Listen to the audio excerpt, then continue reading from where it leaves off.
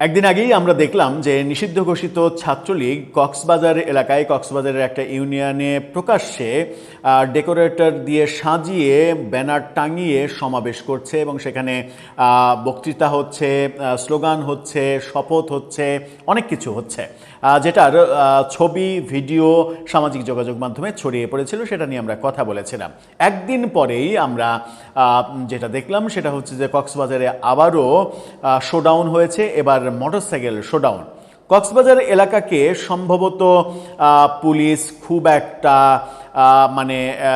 কবজায় আনতে পারছে না। আওয়ামী লীগ ছাত্রলীগের দাপট সেখানে স্পষ্ট দেখা যাচ্ছে। চট্টগ্রাম কক্সবাজার এলাকার যে দাপট আমরা দেখছি সেই দাপটটা আমরা গত 2 বছরে গোপালগঞ্জেও দেখিনি।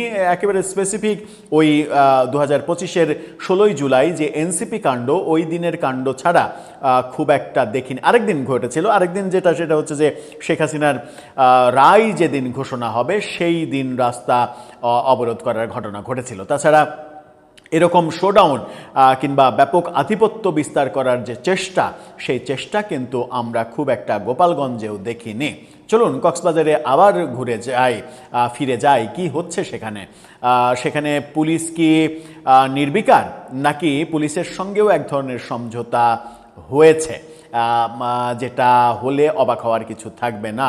কারণ পুলিশও তো মানুষ, তাদের মধ্যেও তো রাজনৈতিক আদর্শের ব্যাপার থাকে, যেটা কখনো প্রকাশিত হয়, কখনো হয় না। থাকবেন পলিটিক্স টিভির নিয়মিত আয়োজনে।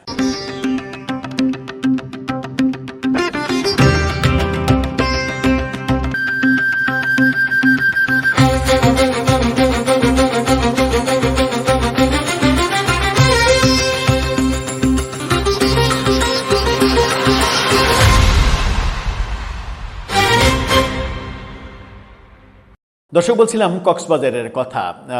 প্রকাশ্যে সমাবেশের পরে এবার প্রকাশ্যে মোটরসাইকেল শোডাউন ছাত্রলীগ করেছে, যারা নিষিদ্ধ রয়েছে। খবরের কাগজের এই শিরোনামটা দেখে নিন। একেবারে খুবই ভালো একটা ছবি দিয়ে, স্মার্ট একটা ছবি। এই ছবি গণমাধ্যমের ফটোগ্রাফারের তোলার মতো অনেক ছবি, দক্ষ হাতে তোলা। সেই ছবি দিয়ে তারা বলছে কক্সবাজারের নিষিদ্ধ ছাত্রলীগের মোটরসাইকেল শোডাউনের ভিডিও ভাইরাল। কক্সবাজারের রামু উপজেলায় ছাত্রলীগের নেতাকর্মীদের মোটরসাইকেল শোডাউনের একটি ভিডিও সামাজিক যোগাযোগ মাধ্যমে ছড়িয়ে পড়েছে। ভিডিওটি ঘিরে জেলা জুড়ে আলোচনার জন্ম হয়েছে। আজকে সকালে চট্টগ্রাম কক্সবাজার মহাসড়কের রামু জোয়ারিনালা এলাকায় 10 থেকে 12টি মোটরসাইকেলে 20 থেকে 30 জনের একটি দলকে শোডাউন করতে দেখা গেছে। সামাজিক যোগাযোগ মাধ্যমে ছড়িয়ে পড়া ভিডিওতে তাদের বিভিন্ন স্লোগান দিতেও দেখা গেছে। ভিডিওতে শোনা যায় অংশগ্রহণকারীরা টুঙ্গিপাড়ার শেখ মুজিব, লও লও লও সালাম, 71-এর হাতিয়ার, গর্জে উঠুক আরেকবার, শেখ হাসিনার জন্য বাংলাদেশ ধন্য এবং শেখ হাসিনার ভয় নাই, রাজপথ ছাড়ি নাই, এ ধরনের স্লোগান তারা দিয়েছেন। স্থানীয় সূত্র বলছে রামু উপজেলা ছাত্রলীগের যুগ্ম আহ্বায়ক তারেক উদ্দিন মিশুক, শাহিন সারোয়ার কাজল, মবিনুল হাসান নয়ন এবং সাকিবের নেতৃত্বে এই শোডাউন অনুষ্ঠিত হয়েছে। রামু উপজেলা ছাত্রলীগের যুগ্ম আহ্বায়ক তারেক উদ্দিন মিশুক খবরের কাগজকে বলেছেন, আবার কথাও হয়েছে গণমাধ্যমের সঙ্গে, জেলা ছাত্রলীগের সভাপতি SM সাদ্দাম হুসাইনের নির্দেশে রবিবার সকালে আমরা মোটরসাইকেল শোডাউন করেছি। আমরা সংগঠনের কার্যক্রম চালিয়ে যাচ্ছি। অপর যুগ্ম আহ্বায়ক শাহিন সারোয়ার কাজল তিনি বলেছেন, রবিবার সকালে রামুর BKSP এলাকায় এই শোডাউন হয়েছে। সংগঠনের দুঃসময়েও আমরা রাজপথে আছি। রামু থানার ভারপ্রাপ্ত কর্মকর্তা OC মনিরুল ইসলাম ভূঁইয়া জানান, আমার জানা মতে রবিবার নিষিদ্ধ সংগঠন ছাত্রলীগের কোনো মোটরসাইকেল শোডাউন হয়নি। সামাজিক যোগাযোগ মাধ্যমে ছড়িয়ে পড়া ভিডিওটি আগেরও হতে পারে, বিষয়টা আমরা খতিয়ে দেখছি। অর্থাৎ পুলিশ জানেই না এ ধরনের ঘটনা ঘটেছে। অবশ্য পুলিশ আর কত জানবে? সারা দেশে এত ঘটনা ঘটছে যে পুলিশের এত খবর রাখা আসলে কঠিন ব্যাপার। পুলিশ জানে না, এটা একটা গুরুত্বপূর্ণ ব্যাপার। এবং এই বক্তব্য, ওসির এই বক্তব্য তার চাকরির জন্য সমস্যা হয়ে যাবে কিনা সেটা একটা বড় ব্যাপার।